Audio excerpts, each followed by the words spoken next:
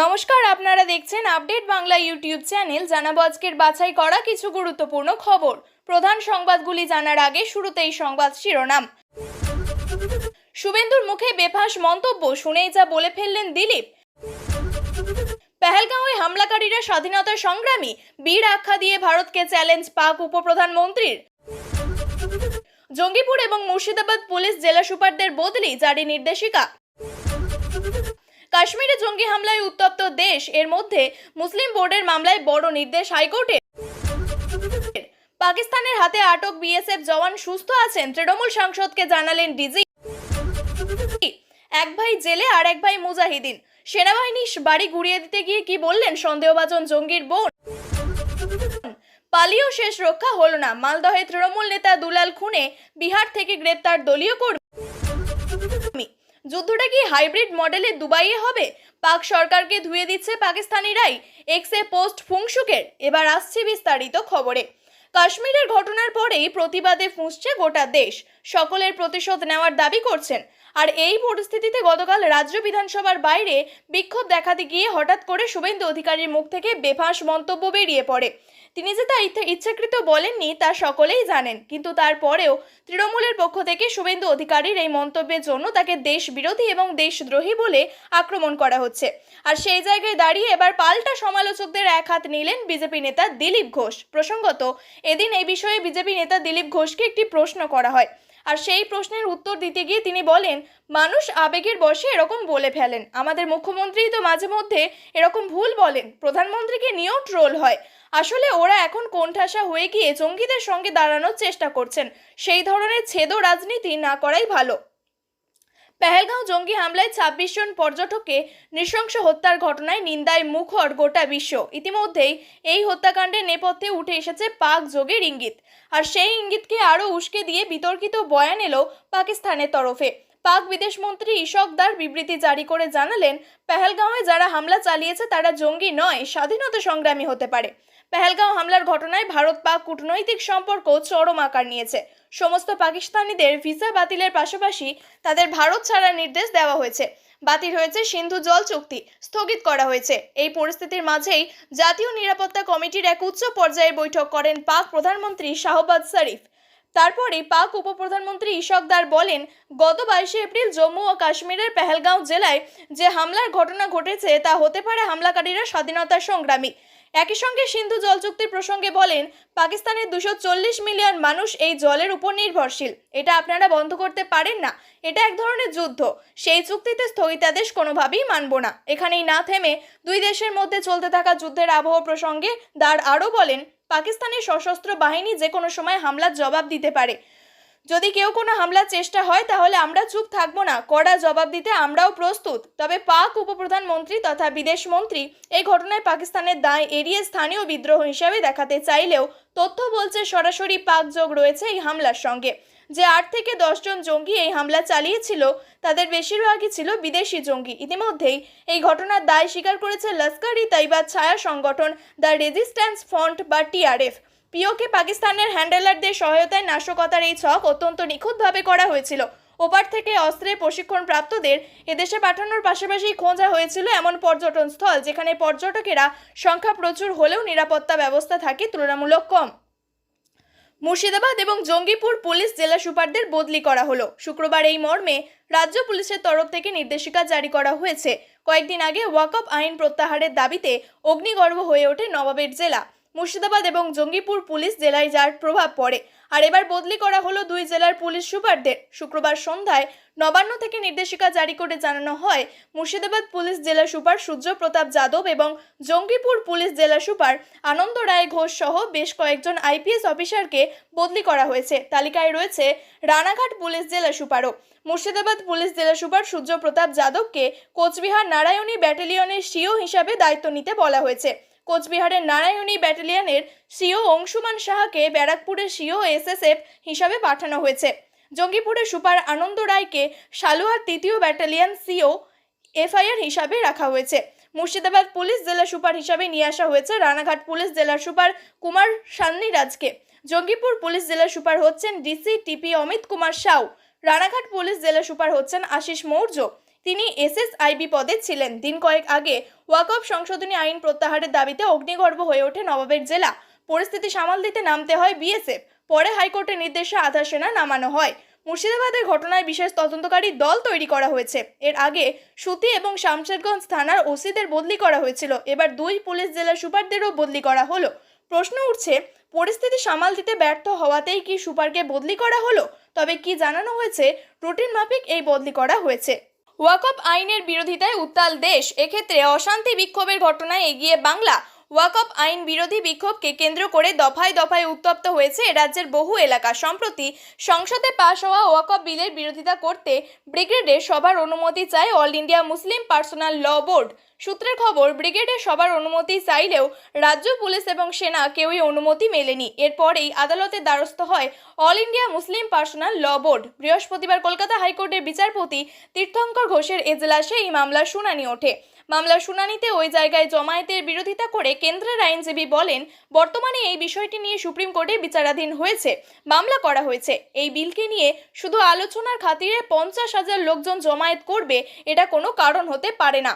কেন্দ্রের আইনজীবী বলেন, আগামী 21শে এপ্রিল থেকে 27শে এপ্রিল পর্যন্ত ব্রিগেড প্যারেড গ্রাউন্ডে আর্মিদের প্রশিক্ষণ রয়েছে। সেই সময় ব্রিগেডে সবার অনুমতি দিলে সমস্যা হবে। এরপরেই কাশ্মীরের জঙ্গি হামলার কথা উঠে আসে বিচারপতির মুখে।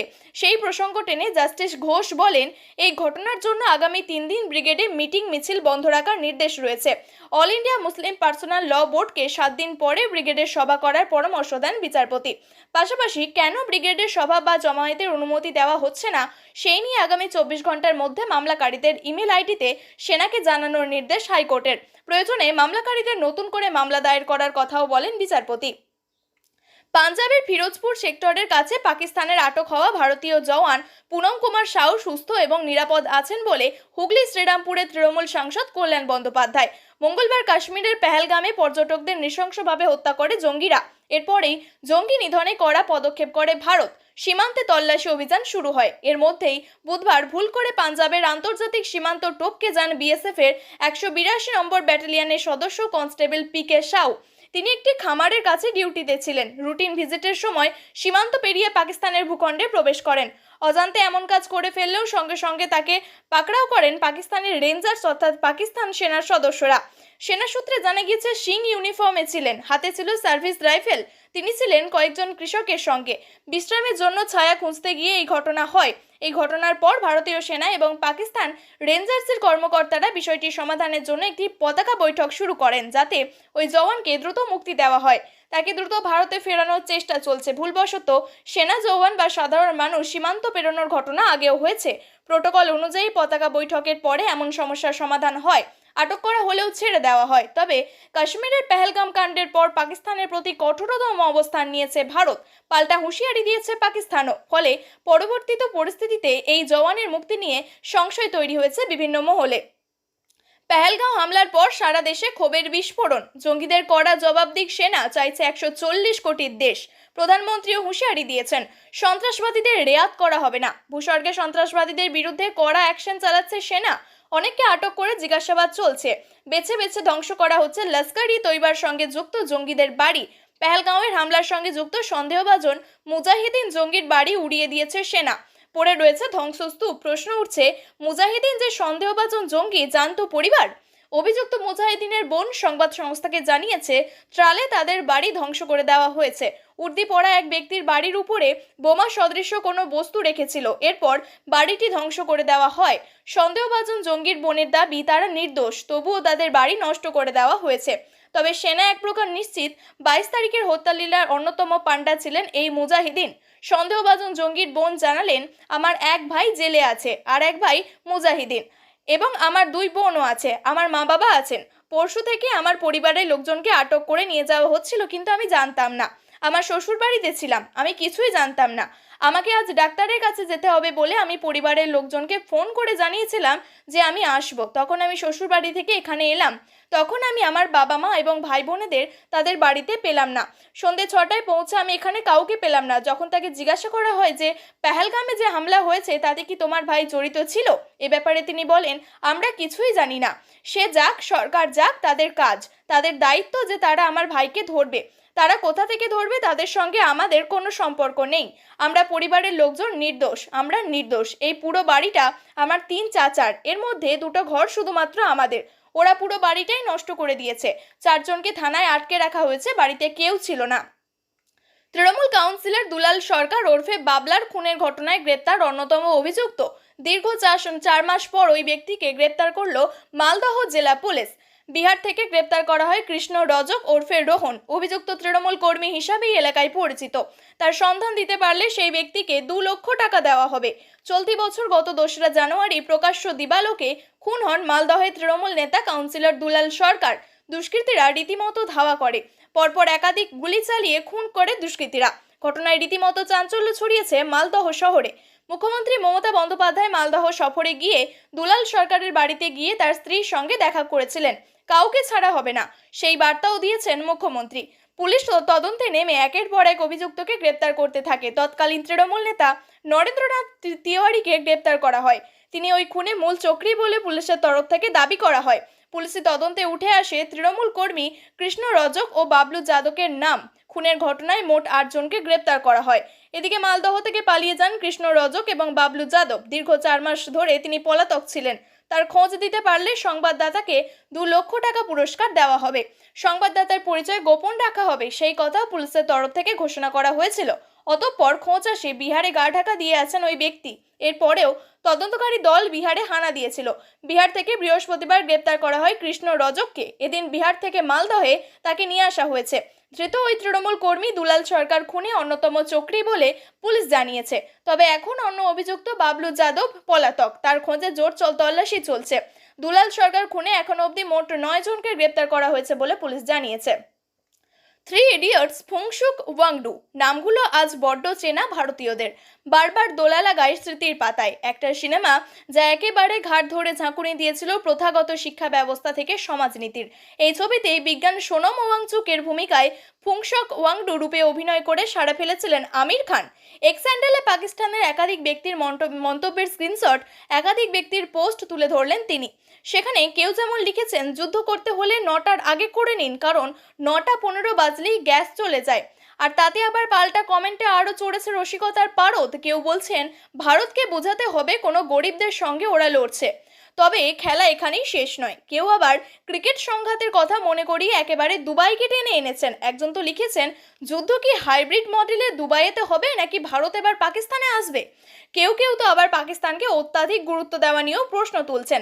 ইনস্টাগ্রাম থেকে এক্স হ্যান্ডেল সর্বত্রই বইছে মিমের বন্যা। এক ব্যক্তিকে তো আবার বাইক মিসাইল সাজিয়ে ছবি তুলতেও দেখা গিয়েছে, তাতে আবার পাকিস্তানের পতাকা, যা দেখে হাসি থামছে না নেটিজেনদের। প্রসঙ্গত, বিগত কয়েক বছর ধরেই পাকিস্তানের অভ্যন্তরীণ রাজনৈতিক অবস্থা টালমাটাল পরিস্থিতির মধ্য দিয়ে যাচ্ছে।